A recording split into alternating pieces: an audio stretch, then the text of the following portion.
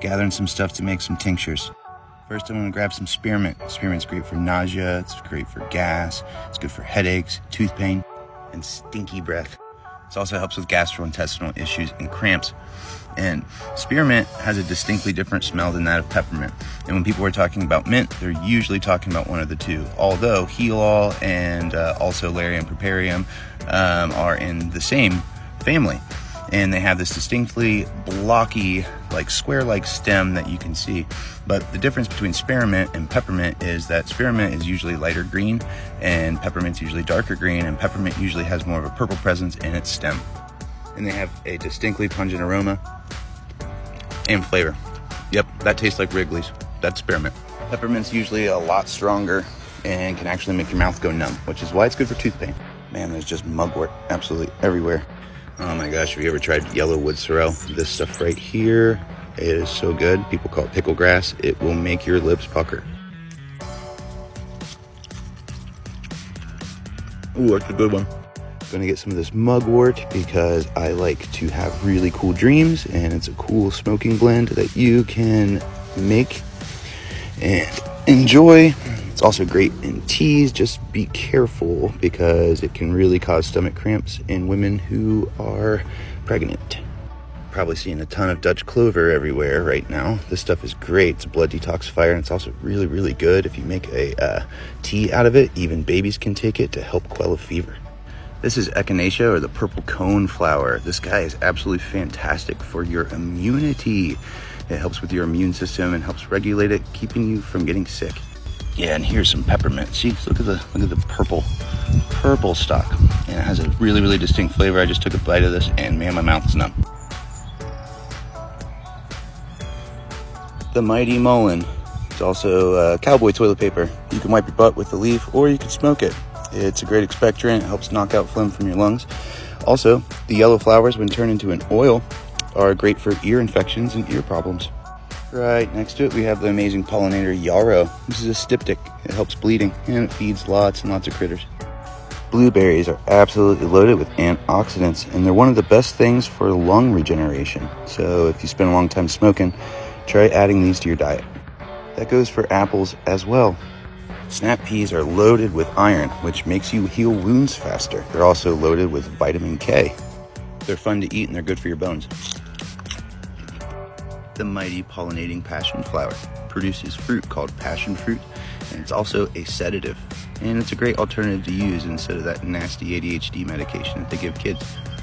Hyperactive is a synonym to children, but even adults can utilize this flower in a tincture to make a nice sleepy time remedy or put it into a tea. If you want pests to stay out of your garden, plant a whole bunch of marigolds. That's a Mexican marigold, I do believe. They get ginormous, and they're absolutely beautiful. Speaking of combating pests, you have the nasturtium. This guy is edible as well, and also helps with fungal infections, cough, fever, and swelling of the throat. It's antibacterial, and it boosts your immune system. Look at this right here. Dump invasives here. Work together, guys. Philadelphia fleabane. Settlers and natives used to think that mixing this into bedding would help keep away fleas. That's where it gets its name, fleabane. But it's also really, really awesome in teas for respiratory issues. Red clover, a lot like its cousin white clover, is in the Fabaceae family, meaning the pea family, and it also is a smokable herb that has a sedative property. Like white clover, it helps with blood detoxification, but it also can help your prostate and also help with bone density. Indian shot has starchy roots that are cultivated and eaten all over the world. In health food stores, you can sometimes find this guy, and it is arrowroot flower. Here we have another member of the Lamiaceae family. This is a mint, that's what Lamiaceae means. And this is the lamb's ear, or the hedge nettle. It gets its name from how it looks like that of a lamb's ear. It's native to Armenia, and this is a great leaf to help stop bleeding because it has absorbent leaves. And it is edible. I just recommend making it more into a tea because, man, it's like cinnamon. It takes all the moisture right out of your mouth, but it does have like a very fruity flavor whenever it's added to a tea, like an apple or kind of like a pineapple. Did you know cabbage is great for the male libido and helps sustain and boost testosterone?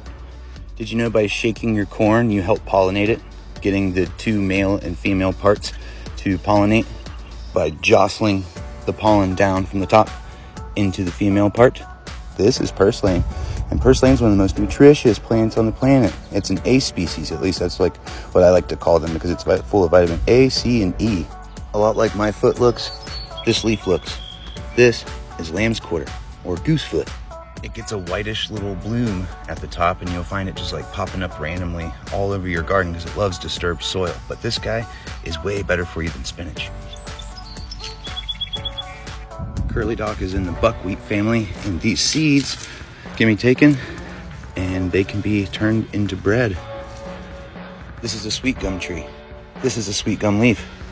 The seed pods that fall are great for the local wildlife, but whenever they're green and still on the tree, you can remove them, and they are antiviral. Doesn't that look like a virus? This is a box elder leaf. Whenever its trunk gets 10 inches in diameter, you can tap it, just like you do sugar maples. And tree tapping is not exclusive to the maple variety.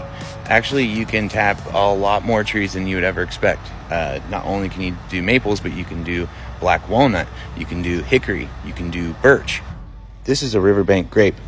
These guys are actually edible. They're very, very sour. The leaves are edible. You can use them just like any other grape leaf to wrap up some rice and some lamb. When these guys get older and they get a ton of sunlight too, they produce these little clusters of what almost looks like Concord grape, but much smaller. This is jewel wheat. This guy is absolutely amazing with its little magenta bottom here, that when you bust it open, it's almost like an aloe. And it is great for combating poison ivy. This is sochan. See that big, almost ragweed looking, but sharper? This is yellow coneflower. It's like a peppery celery. This colossal beast behind me is pokeweed. And when it's very, very young and its leaves are still pointing upward, you can harvest them and double boil them, and you can eat a dish called poke salad. This is prickly pear cactus. And this came from my grandma's house. I took a cutting of it, and this is it this year. Fruit is absolutely delicious, super high in vitamin C, and comes back every year and does not need to be watered or taken care of because it is a succulent and it just prevails. This incredibly tart little plant with a dagger-like leaf is sheep sorrel, and it tastes a lot like the mentioned before pickle grass. See, here's a good example of the leaf. It looks like a little dagger. This is pink lady's thumb, or smartweed, and you can eat the young tender leaves, and these little flower clusters are great for salad toppers. This is Morus alba, otherwise known as the white mulberry tree. This is not the native Morus rubra, but it does have edible leaves that are like not exactly the best. Younger the better. And these berries have yet to ripen. They're sometimes white, but most of the time they're red. So, I mean, it's just confusing, I know. This is a black walnut. It produces juglone, which makes it really, really hard for other plants to grow around it. But it does produce a nut, and that nut is a great anti-parasitic. Lavender. It is great to help you relax, and it is an amazing fragrance that helps keep bugs away. Oh man, some dog vomit slime mold. Oh. Don't worry, it does not hurt your plants, but it does help break down the mulch, which returns nutrients to the soil.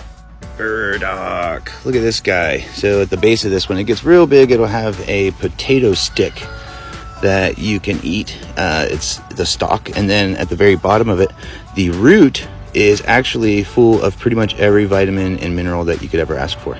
This guy's responsible for pretty much all of your allergies, and this is the giant ragweed, or it soon will be. The seeds of it were cultivated by Native Americans and used as a food crop. Making a tincture of it before it goes to seed will act as an antihistamine against this plant whenever it goes to flower. Daylilies are edible. Broadleaf and narrowleaf plantain, both edible, both are great for bug bites. The bendy part of this staghorn sumac can be broken off, peeled, and eaten. Little mock strawberry, we were taught it was poisonous. It is not. It is kind of tasteless though. Elderberry flower, those are edible. And so are the berries, just the seeds. Oh, it can make people sick. Hosta flowers, leaves, and shoots. Edible and tasty. Hey, I hope that was fun. Stay wild, y'all.